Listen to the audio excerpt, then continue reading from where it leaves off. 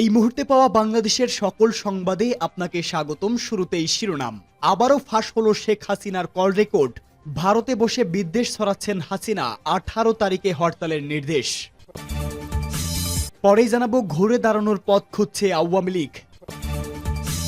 এরপরেই জানাবো ফাটল আরও চড়াও বিএনপি ও জামায়াতের, এবার দুটি দল দুভাগে বিভক্ত। এদিকে হঠাৎ উত্তপ্ত ঢাকা বিশ্ববিদ্যালয়, 24 ঘন্টার আলটিমেটাম। সর্বশেষ জানাবো এবং সর্বশেষ জানিয়ে দিব কেন্দ্রীয় শহীদ মিনার অভিমুখে ছাত্র দলের মার্চ ফর জাস্টিস। সংবাদ শিরোনাম শুনছিলেন, এবারে বিস্তারিত। এবার অন্তর্বর্তীকালীন সরকার ডক্টর ইউনূসের পদত্যাগ সহ বেশ কয়েকটি দাবিতে হরতাল করার নির্দেশ দিয়েছে ক্ষমতাচ্যুত প্রধানমন্ত্রী শেখ হাসিনা। এমন একটি কল রেকর্ড ফাঁস হয়েছে। 2008 সালের নবম বার্ষিকী নির্বাচনে সংখ্যাগরিষ্ঠ আসনে জয়লাভ করে ক্ষমতায় আসেন আওয়ামী লীগ, আর দলটির সভাপতি হিসাবে প্রধানমন্ত্রীর আসনে বসে শেখ হাসিনা। তবে ধীরে ধীরে স্বৈরাচার হওয়ায় জনগণের কাছে নেতিবাচক হয়ে যান তিনি। বিরোধী মত দমন, গুম খুন সহ নানা ধরনের অভিযোগ আসতে থাকে তার দিকে। এমনকি এসব অভিযোগের প্রায় পুরোটাই সত্য। অবশেষে ছাত্র জনতার গণ অভ্যুত্থানের মুখে পতন হয় শেখ হাসিনার। 15 বছরের সাজানো সিংহাসনের ক্ষমতা তাসের মতো ধুলোয় মিশে যায়। 5 আগস্ট ক্ষমতা ছেড়ে ভারতে পালিয়ে যান স্বৈরা শাসক আখ্যা পাওয়া এই সাবেক প্রধানমন্ত্রী শেখ হাসিনা।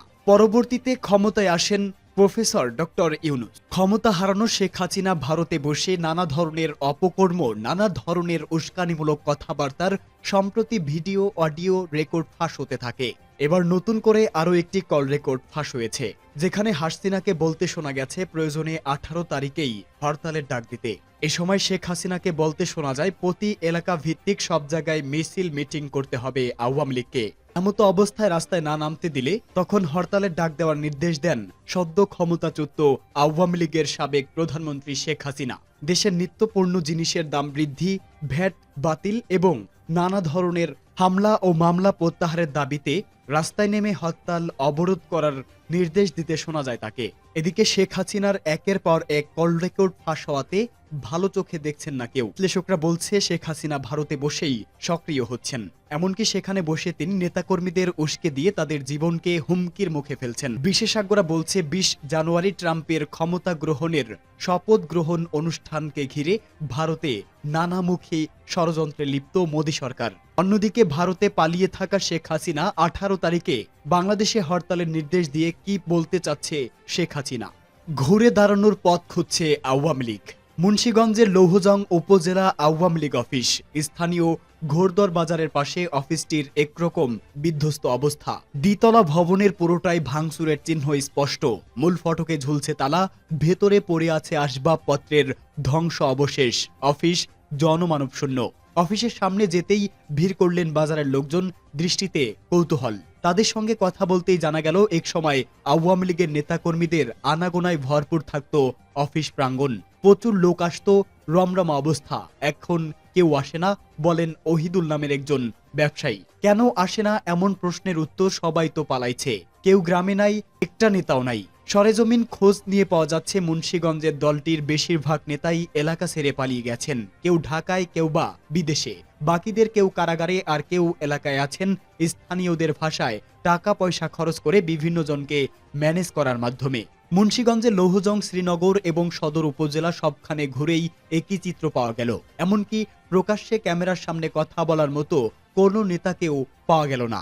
এই অবস্থা কম বেশি সারা দেশেই। মূলত বাংলাদেশে হাসিনা সরকার পতনের পর থেকেই সাংগঠনিকভাবে বিধ্বস্ত আওয়ামী লীগ। প্রকাশ্যে নেই নেতাকর্মীরা, দলীয়ভাবেও সুনির্দিষ্ট কর্মসূচি বা নির্দেশনাও নেই তৃণমূলে। এই অবস্থায় আওয়ামী লীগ সভানেত্রী শেখ হাসিনা দলটির সর্বস্তরের নেতাকর্মীদের সঙ্গে প্রথমবারের মতো ভার্চুয়ালি মিটিংয়ে বসতে যাচ্ছেন বলে খবর পাওয়া যাচ্ছে।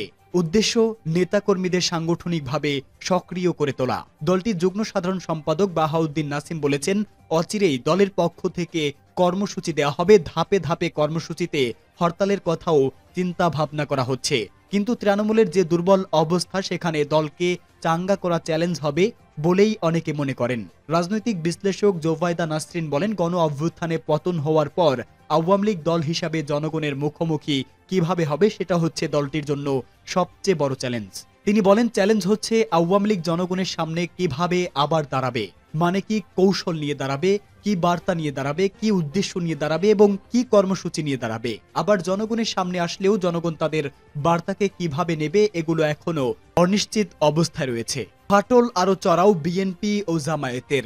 ঐক্য রক্ষার কথা বলা হলেও বাংলাদেশের রাজনৈতিক দলগুলির মধ্যে মতভেদ ও ফাটলকে বহুগুণ বাড়িয়ে দিল প্রধান উপদেষ্টা মোহাম্মদ ইউনূসের ডাকা জুলাই আন্দোলনের ঘোষণাপত্র নিয়ে আলোচনা। এই আলোচনায় ঐক্য নষ্ট হতে পারে আশঙ্কা করে প্রথমে তাতে অংশ না নেওয়ার সিদ্ধান্ত নিয়েছিল এই মুহূর্তে বাংলাদেশের বৃহত্তম দল বিএনপি। কিন্তু পরে দলের স্থানীয় কমিটির সদস্য সালাউদ্দিন আহমেদকে পাঠানো হয়। তিনি উঠতে বসতে ঐক্যের কথা বললেও বৈঠকে প্রতিটি বিষয় ভিন্ন মত হয়েছে বিএনপি ও জামায়াতে ইসলামীর। বিএনপি নেতা সালাউদ্দিন বৈঠক সেরে বেরিয়ে বলেন, আমরা প্রশ্ন করেছি 5.5 মাস পর জুলাই অভ্যুত্থানের ঘোষণাপত্রের সত্যিকারের কোনো প্রয়োজন ছিল কি? এর রাজনৈতিক গুরুত্বপূর্ণ ঐতিহাসিক গুরুত্ব এবং আইনি গুরুত্ব কি? ফ্যাসিবাদ বিরোধী এই ঐক্য সৃষ্টি হয়েছে ঘোষণাপত্রকে কেন্দ্র করে, সেখানে কোনো ফাটল যাতে সৃষ্টি না হয় তা দেখতে হবে। এই বিষয়ে জামাত প্রতিনিধি নেতা মিয়া গোলাম পরোয়ার বলেন, প্রশ্ন হলো জুলাইয়ের ঘোষণাপত্রের জন্য কেন ছাত্রদের তাগাদা খেয়ে 5 মাস পরে আমাদের আলোচনায় বসতে হবে? এমন গুরুত্বপূর্ণ একটি বিষয়ে কেন অগ্রাধিকার পাবে না? অর্থাৎ ঘোষণাপত্রের যৌক্তিকতা নিয়ে বিএনপি যখন প্রশ্ন তুলছে, জামাত তাকে সবচেয়ে গুরুত্বপূর্ণ বিষয় বলছে। ইউনূসের দপ্তর থেকে যথাযথভাবে আমন্ত্রণ জানানো হয়নি অভিযোগ করে বৈঠকে আসেননি বাংলাদেশের কমিউনিস্ট পার্টি ও এলডিপির প্রতিনিধিরা। সরকারের তরফে এ দিনের বৈঠকের কদিন আগে ঘোষণাপত্রের একটি খসড়া দলগুলির কাছে পাঠানোর কথা থাকলেও অনেক দলের প্রতিনিধি জানিয়েছে তারা তা হাতে পাননি। তবে প্রায় সব দলই দাবি করেছে কোটা বিরোধী ছাত্র আন্দোলন থেকে গণ আন্দোলনের সূত্রপাত, এই ভাষ্য তারা মানে না। বিএনপি দাবি করছে শুধু জুলাই আগস্ট নয়, আওয়ামী লীগের 16 বছরে তাদের যত নেতাকর্মী প্রাণ হারিয়েছে বা গুম হয়েছে সবার নাম শহীদের তালিকায় তুলতে হবে। বিএনপি সরকার বিরোধী যে সব আন্দোলন করেছে সেগুলোর উল্লেখও হাসিনা উচ্ছেদের সময়পঞ্জিতে রাখতে হবে। জামায়াতে ইসলামী দাবি করে 71-এর গণহত্যার দায়ে তাদের যেসব নেতাকে যুদ্ধ অপরাধ আদালতে বিচার করে ফাঁসি দেওয়া হয়েছে তাদের নামও জুলাই শহীদের তালিকায় নিতে হবে। মুক্তিযুদ্ধের পক্ষের কোনো দলই যে জামায়াতের এই দাবি মানবে না তা স্পষ্ট। সুযোগ পেয়ে হেফাজতপন্থীরা দাবি জানিয়েছেন 2013 সালে ঢাকার শাপলা চত্বরে হাসিনা সরকারের পুলিশ তাদের অবস্থান উঠাতে গুলি চালায়, তাতে অগণিত হেফাজতি সমর্থক মারা যান। এদের নামও জুলাইয়ের শহীদের তালিকায় যোগ করতে হবে। উল্লেখ, এমন কোনো হত্যাকাণ্ডের ঘটনা কথাই মানেনি তৎকালীন সরকার। বৈঠক শেষে সিদ্ধান্ত হয়েছে ঐক্য অক্ষুণ্ণ রেখে একটা ঘোষণাপত্র রচনা করা হবে এবং তা নিয়ে তাড়াহুড়া করা হবে না। কিন্তু ঐক্য কি রইল? হামলার নিশানায় জনজাতি, ক্ষোভে ফুটছে বাংলাদেশ। এবার জাতীয়তাবাদী ছাত্রদের হাতে নির্যাতনের শিকার হতে পারে বাংলাদেশের আদিবাসী ও জনজাতিরা। এই উগ্র ছাত্রদের দাবি, আদিবাসী বা জনজাতি পরিচয় নিয়ে দেশে কারো থাকা চলবে না। বাংলাদেশে বসবাস করতে হলে সকলকে বাঙালি পরিচয় ও সংস্কৃতি পালন করে চলতে হবে। আদিবাসী ও জনজাতি পরিস্থিতির স্বীকৃতির দাবিতে সংক্ষুব্ধ আদিবাসী ছাত্র জনতা নামে একটি সংগঠনের কর্মসূচির উপরে স্টুডেন্টস ফর সার্ভেন্ট নামে ওই উগ্রপন্থী ছাত্ররা পুলিশের সামনেই হামলা চালিয়ে লাঠি, রড ও উইটেক দিয়ে বেধড়ক মারধর করে। জনজাতির বহু ছাত্র গুরুতরভাবে জখমও হন। এরপর দেশের সর্বত্র কলেজ, বিশ্ববিদ্যালয়গুলোতে এই হামলার বিরুদ্ধে কঠোর প্রতিবাদ কর্মসূচি পালিত হয়। ঢাকায় বামপন্থী ছাত্র সংগঠনগুলির ডাকে একটি বিক্ষোভ কর্মসূচির উপরেও হামলা চালানো হয়। এবার পুলিশও লাঠি, গ্যাস ও সাউন্ড গ্রেনেড নিয়ে এই জামায়াতের উপর চড়াও হয় বলে অভিযোগ। সব মিলিয়ে উগ্রপন্থী ছাত্রদের পিছনে প্রশাসনের ছত্রছায়ায় স্পষ্ট হয়েছে বলে অভিযোগ করেছেন জনজাতির ছাত্ররা। এদিন জনজাতিদের উপর হামলা এবং তার প্রতিবাদ জানাতে বামপন্থী ছাত্রদের উপর হামলার নিন্দা করে ঢাকা বিশ্ববিদ্যালয় চত্বরে বড়সড় মিছিল করেছে বিএনপি ছাত্র সংগঠন জাতীয়তাবাদী ছাত্রদল। এদিন প্রধান উপদেষ্টা মোহাম্মদ ইউনূসের প্রধান বিচার বিভাগ থেকে একটি বিবৃতি দিয়ে জনজাতি ছাত্রদের উপর হামলার নিন্দা করে জানানো হয়েছে, এই ঘটনায় জড়িত সন্দেহে ইতোমধ্যেই দুজনকে গ্রেপ্তার করা হয়েছে। তবে উগ্রপন্থীদের দাবির কাছে যেভাবে মাথা নামিয়েছে ইউনূস সরকার, তার জন্যই এই হামলা বলে নিশ্চিত জনজাতির ছাত্ররা। সম্প্রতি নবম ও দশম শ্রেণীর নতুন পাঠ্যপুস্তকে একটি দেওয়াল লিখন ছাপা হয়। তাতে বলা হয়, বাংলাদেশ মুসলিম, হিন্দু, বৌদ্ধ, খ্রিস্টান, আদিবাসী নির্বিশেষে সকলের বাসস্থান। স্টুডেন্টস ফর সার্ভেন্ট নামের ভুইফোর সংগঠনটি আদিবাসী শব্দটি নিয়ে আপত্তি জানায়। যে কোনো সরকারি দপ্তর বা সংগঠনে আদিবাসী শব্দ ব্যবহার বন্ধ করারও দাবি জানায় এই সংগঠন। সেই আপত্তি শিরোধার্য করে সরকারের নির্দেশেই পাঠ্য বই থেকে শুধু যে এই দেওয়াল লিখনের ছবিটি বাদ দেওয়া হয়নি তাই নয়, আদিবাসী সংশ্লিষ্ট বেশ কয়েকটি সরকারি সংস্থার নামও বদলে ফেলা হয়। অনেকের অভিযোগ, প্রভাবশালী মাথা এই সংগঠনের পেছনে না থাকলে সরকার তাদের দাবিকে এত গুরুত্ব দিত না। এরপরেই দেশের সব জনজাতি ও আদিবাসী পরিস্থিতি স্বীকৃতির দাবিতে জনজাতি ছাত্ররা জামায়াতের কর্মসূচি নেয়, যার উপরে ভয়ানক হামলা চলে। পার্বত্য চট্টগ্রামের খাগড়াছড়ি ও রাঙামাটিতে গোটা দিন ধরেই বিক্ষোভ হয়েছে। সারা দেশেই বিভিন্ন দল ও সংগঠন এই হামলার বিরুদ্ধে সরব হয়েছেন। কেন্দ্রীয় শহীদ মিনার অভিমুখে ছাত্র দলের মার্চ ফর জাস্টিস। নিষিদ্ধ ছাত্র সংগঠন ছাত্রলীগের সন্ত্রাসী কর্মকাণ্ডের যথাযথ বিচার ও সন্ত্রাসবাদদের সাজা নিশ্চিতের দাবিতে মার্চ ফর জাস্টিস কর্মসূচি পালন করবে বাংলাদেশ জাতীয়তাবাদী ছাত্রদল।